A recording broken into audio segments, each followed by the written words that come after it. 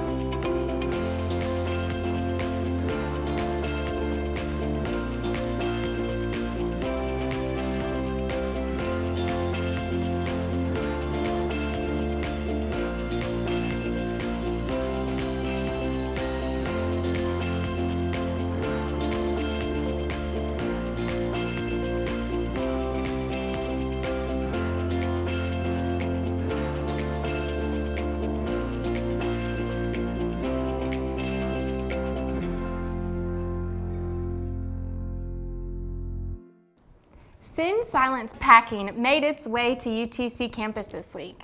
And I had a chance to see it firsthand. Take a look. Thanks, anchors.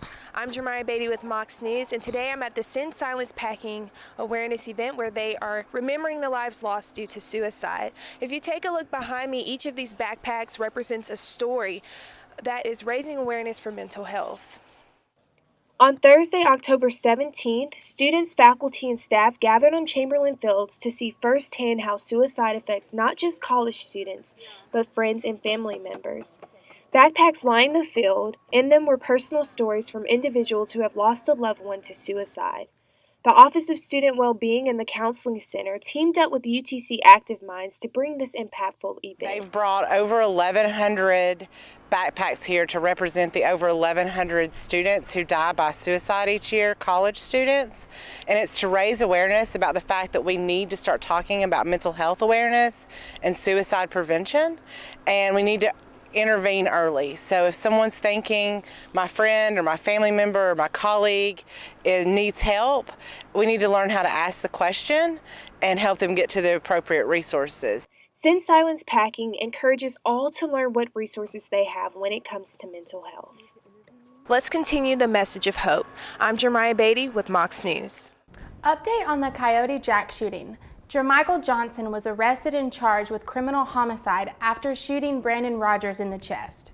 This is the third shooting at the bar since 2016, and police say they have been called 470 times since 2015.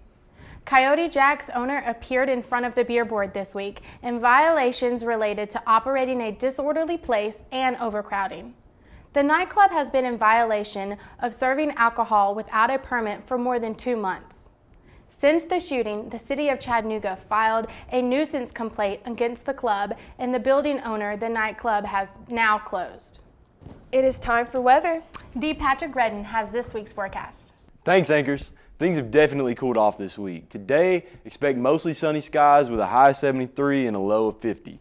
Saturday, we're going to expect some showers. There's going to be a high of 63 and a low of 52. It's going to warm back up Sunday. There's going to be partly cloudy skies with a high of 78 and another low of 56. Monday, though, expect some night showers. There's going to be another high of 78 and a low of 57.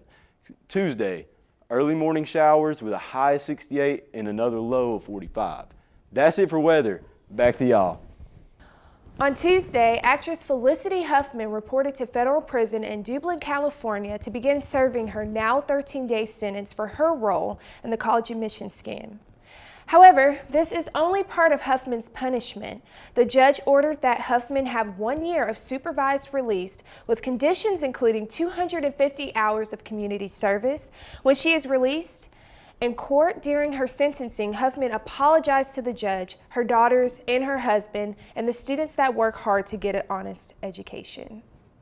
Another tragic shooting happened this last week in Fort Worth, Texas.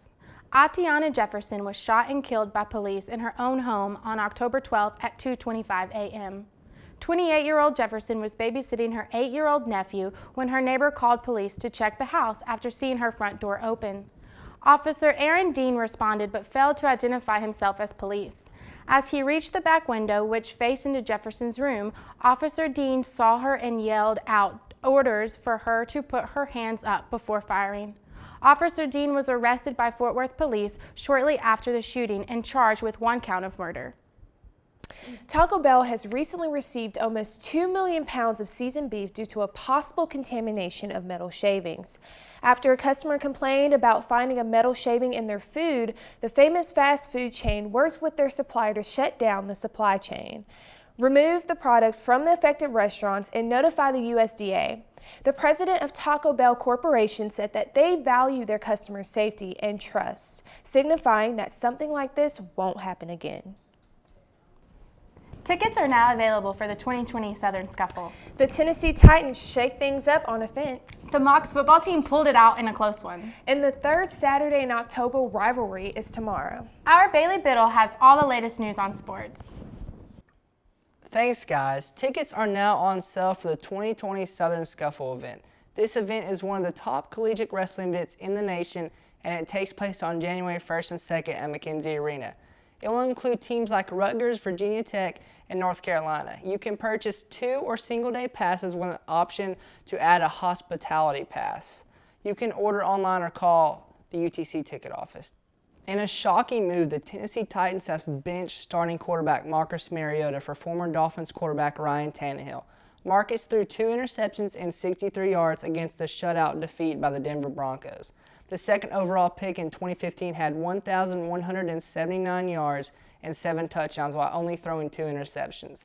The Titans played the 2 and 4 Chargers at home and hope for Tannehill to create a spark into the Titans offense. Kickoff is at 1 Eastern time. The Mocs football team had a tough, hard-fought victory versus ETSU last night. The defense weathered the storm of the Buccaneers offense and had help from the stout Mocs run offense to keep them off the field. Running back Aleem Ford had over 200 yards rushing on the day and was a key factor in winning the game. The Mocs pulled it out with a field goal by kicker Victor Elmo with 14 seconds left in the football game. Elmo redeemed himself by overcoming 3 missed kicks in the outing. The Mocs have won 3 straight and are currently undefeated in the SoCon. The Mocs travel to Wofford Saturday, October 26th and look to keep the streak alive. Kickoff is at 1:30 p.m. I'm Bailey Biddle with Mocs News, and have a good afternoon. The Mocs have won 3 straight and are currently undefeated in the SoCon. The Mocs travel to Wofford Saturday, October 26th and look to keep the streak alive. Kickoff is at 1:30 p.m. The third Saturday of October has arrived yet again, and we'll see the University of Alabama square off against their rival, the Tennessee Volunteers. The Volunteers look to knock off the top dog Bama and want to make a name for themselves in Knoxville. The Falls have not beaten the Crimson Tide since 2010 and look to change that tomorrow with head coach Jeremy Pruitt at the helm. Kickoff is at 9 p.m. and can be watched on ESPN. I'm Bailey Biddle with Mocs News. Have a good afternoon. That does it for this edition of Mocs News. Thank you for joining us. Make sure to check us out on our website at mocsnews.com to continue following the news throughout the week. And while you are there, make sure to follow us on Twitter, Instagram, Facebook, and subscribe to our YouTube channel. Have a great weekend from all of us here at Mocs News.